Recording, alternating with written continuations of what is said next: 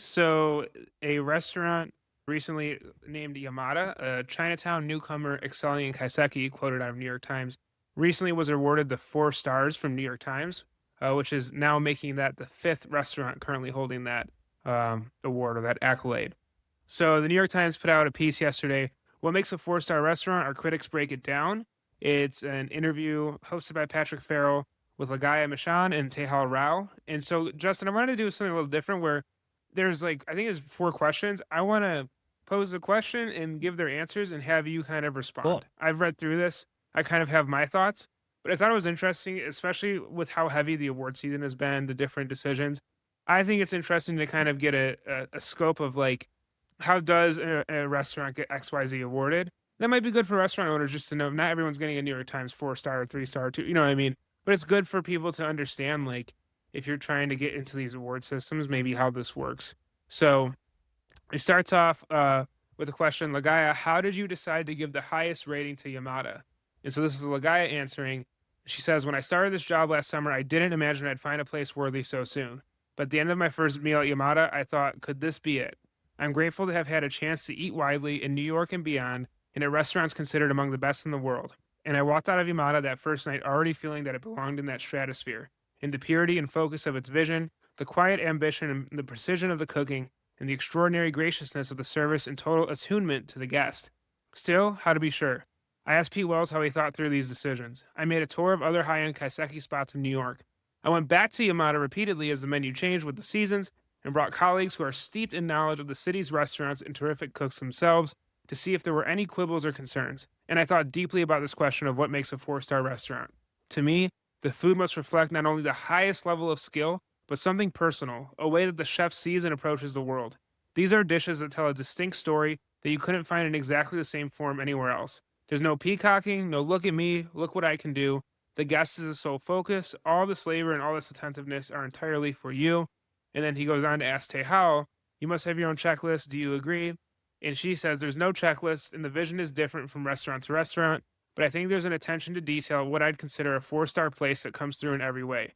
It's only possible when the whole staff, including all those you don't see, shares that vision and works at the highest level. I love that Lagaya brought up peacocking because, sure, a performance can be so much fun, and it's the kind of service that's so on trend at the moment, but it can feel hollow without a deeper understanding of hospitality. So, starting there, what are your thoughts on this response? And I thought with the keeping in mind they're different, New York Times and Michelin, keeping in mind though the loss of a star by Alinea, what are your thoughts on the focus on not peacocking and being true to hospitality and food itself? I There's a old interview, and I get upset sometimes that Grant Achatz doesn't talk about this more. I don't know if it was like a phase he went through, and then he kind of like got whisked away by, the ambitious, innovative, pushing the boundaries kind of thing that he can sometimes get on. But it's like a very old video of Grant talking about like deliciousness being the most important thing. And I almost kind of like talking about this Bloomberg article, talking about this New York Times piece. There's almost like if we were to plot it out, and I'm a very visual person, and so hearing some of these things linguistically represented by some of these food writers, it's kind of like it's hard for sometimes being the chef to decide, okay, but how does that translate into the plate? How do I know that I've gotten it right? How do I know that the menu that I have created and I'm serving on a nightly basis is hitting all of these marks? And so it's almost like if we were to be able to quantify it, could we see like a minimum threshold of deliciousness being hit? And it's almost like at that point, like we do not deviate from that. I don't care how many components we're going to add. I don't care with the service style we're going to experiment with, whether it's going to be tableside or we're going to bring people into the kitchen or we're going to have the guest do it themselves. Like the deliciousness level needs to maintain at here. Do you know what I mean? And like that in and of itself is something that, again, for me as somebody cooking the line and like working on some of these stations, those are the moments when I would get roasted, like yelled at by the chef that was at the pass. Is like, if the stuff that I'm passing up is like not seasoned properly. I just distinctly remember working entremet stations where in the heat of like so many pickups and you're glazing vegetables a la minute and you're, like getting sauces warmed up and you're passing stuff up to the pass. It's like that sous chef tasting that pot of, radishes with butter in them. It's like he's going to be able to tell if you did not put acid and salt in it.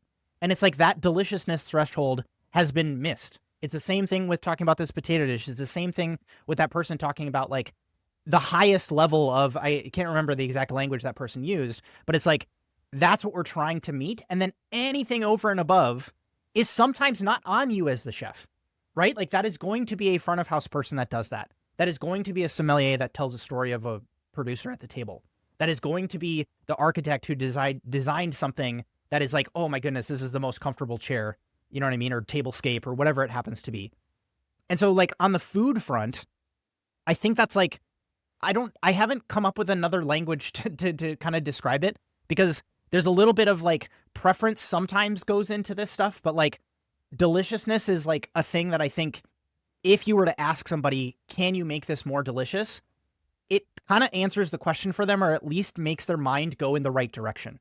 And so I kind of like, I come Mhm. back to that there. And then it's like everything else can be like, you can view it as being layered on top of, you can view it as like, this is a separate thing that we can maybe quantify on the side here. They talked about consistency. I think that that's like a really big thing. As you were outlining some of the quotes here, what came to mind was some people I've seen getting angry at certain places in New York for getting a Michelin star so fast. We've seen it with other, you know, new jurisdictions getting distinctions from Michelin and getting stars relatively quickly compared to how they've doled out stars in the past. And I was almost thinking to myself, like, if you're really sitting through a tasting menu, it's like, what does a restaurant have to do to show consistency in a singular meal? Like, is it possible Mhm. to actually exemplify consistency in one evening?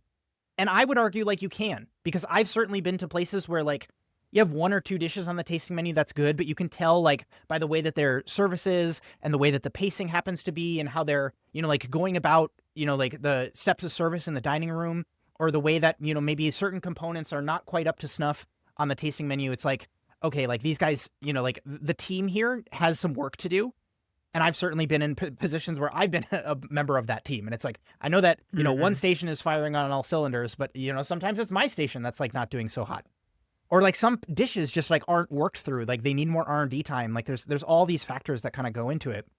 But it's like, if you can have an experience like what this writer is talking about in a singular meal, and then you're going to ask other sources to come in who, like we've talked about with the Eddie Wong piece we covered a couple weeks back, are cooks themselves, and they're going to be able to come in and like totally look at this with a fine tooth comb and a magnifying glass to really pick it apart and see where the blemish is here. It's hard Yeah. for me to think that there's like actually something here that is like, oh, it's a gotcha thing. Like they fooled you. You know what I mean? Not just on the first time you went, but like across the entire menu and then multiple times. It's like I push back on all of that stuff because we have these people who have been in the industry for so long who know what they want. I've said this on episodes before, and they don't need to figure it out. And they can just go in and they can execute. You give them a space, you give them the resources they need to execute, and you're just going to be impressed at the end of the day. Even though it's like, oh my goodness, this place opened when? I don't know. It's just things that I think about and that I'm noticing. Even like the best critics in the business, they're talking about this stuff. Yeah. No, I Was agree. there other like So qualities there that I didn't touch on that you wanted to get dug into? no, I think that Okay, was cool. good. We'll go into the next one. So we'll just like quickly go through these two Sure. because I think that was like the main thing. The next question is kind of piggybacks on you both described a very ambitious, painstaking, and probably labor intensive kind of restaurant. Does that mean that only the very high end and expensive can qualify? And Mishan says this is a good question, especially since one factor we haven't talked about is the room and ambiance. Does a restaurant have to have a beautiful space to be 4 stars? Some restaurants are labor intensive but not expensive, which is a good point. Rouse says, I'm always searching for this mythological beast of a less expensive 4 star restaurant because I know there are plenty of places that simply do not care about fine dining in the most traditional sense, but do care deeply about excellence at every level. A place like that could expand the meaning of 4 stars. I'd still be looking for beauty in the space for someone's interpretation of it. Mishan then says, I think for 3 stars, room and ambiance are less important, but for 4 stars, they do matter as an extension of the ethos of the restaurant. There's also the question of what is great service, and then they go on to say, like, if you go to Danny Meyer's restaurants, there's like a sliding scale of service. And so they posed the question: could a less expensive place that was rougher around the edges get 4 stars? And the interviewer says, "Do you think it could?" And Rao goes, "A 4 star restaurant is kind of an ideal. It means perfection of the form. When I think of my favorite dishes or meals so far this year, most of those were at 1 or 2 star restaurants that were all imperfect in a bunch of different ways, rough around the edges, but delivered so much joy and pleasure." Michon then says, "We've said that before. You could admire a 3 or 4 star, but not necessarily love it. Maybe 4 stars should require love. I love Yamada. Thinking about why certain restaurants get 3 stars instead of four. I love Karai Kitchen, and I wouldn't change anything about it. But part of the pleasure and comfort there is that every meal will follow the same arc and unfold in the same way. Maybe 4 stars speaks to a restaurant's negative capability, its ease with flux and ambiguity, and the drive of the chef to keep challenging themselves." Your thoughts? I actually love this take. I wasn't expecting to Mhm. enjoy it as much as like sometimes these can kind of be like a little bit like sniffing each other's butts conversations when these food writers get around each other. But I think this is actually a great conversation in that I think in years past, and I do agree that some of the frustrations here, talking about Michelin introducing something like a green star that we've seen criticism of, is this idea that, well, this restaurant isn't white tablecloth, or this restaurant doesn't have a tasting menu, or this restaurant doesn't have XYZ thing that we're seeing on the 3 star level. And so is it that it's not good enough? Is it not the same? Blah, blah, blah, blah, blah. And all of this is like, it's almost like trying to equalize in a way that is not actually quote unquote, like fair is such a weird word. You know what I mean? Like when we're talking about some of these things, because the time that's required, the maintenance, the training, the development stuff that happens at these levels, the capital expenses that go into building out a space like this is like, you really notice when you sit down in a space like this when there's stories of, like how service staffs get trained and how R&D Mhm. things happen like behind the scenes in a way that is like most guests will never see any of those behind the scenes things.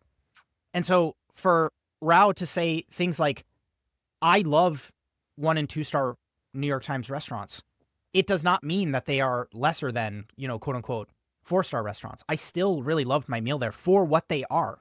But then when we're talking about, again, like people who are at the highest level, and again, this gets so difficult to quantify because it is this subjective thing that a sometimes individual or multiple people will experience, but put in contrast to one another, or kind of like next to when we're talking about price stuff, or like any of this stuff starts to get really, really complicated. But I just love this ideal of let the 4 star restaurants like do their thing. You know what I mean? Like really Mhm. push, and really kind of like those are some of the ones that we see that maybe don't make the most business sense, but they're floated by a bunch of investors, and like their purpose is not to quote unquote make money. And it's like you have to, again, I've talked about these restaurants being businesses, and those are the things that send them ultimately downhill. But you have to also understand that the dynamics of some of these businesses is subsidized by, like a particularly affluent investor or a restaurant group that is making a bunch of money at another location. And so they can afford to quote unquote lose money on one of these other spots. And so all of, Let me add yeah, this yeah, in. go. Let me add this in for you because I think this ties Yeah, in. This is their last bit. yeah. And they asked, does the food have to be something, and this is what you're saying, does the food have to be something utterly new and innovative, or could a 4 star restaurant simply serve the best steak or taco in the world? And Michon says, I think ambition is part of it. A great neighborhood restaurant that does all the classics perfectly probably couldn't be more than a 3 star for me. Unless each classic was a revelation, I guess I'm looking for surprise. I want to learn something. Rao then says, I think doing the classics perfectly is a meaningful ambition, or at least that it can be. But yes, to earn 4 stars, it would have to be extraordinary, subversive, or transcendent in some way. And then Michon finishes, a restaurant could recreate classics in a way that made you see them anew and understand them for the first time without deconstruction or distracting fussiness. There's a restaurant in Italy whose pasta al pomodoro is very technically meticulous and complicated and uses fig leaf butter to evoke the earthiness of a tomato field. It still looks and tastes like pasta al pomodoro, but lots of people say it's the best pasta al pomodoro ever. And they say I haven't had a chance to try it. And then they end it with, I do think the chef's perspective matters. You should know who made the dish. Rouse says, I think restaurants are alive. They grow and age like people. A lot can happen in 10 years. And then Michon says, I think it's time to give them another look.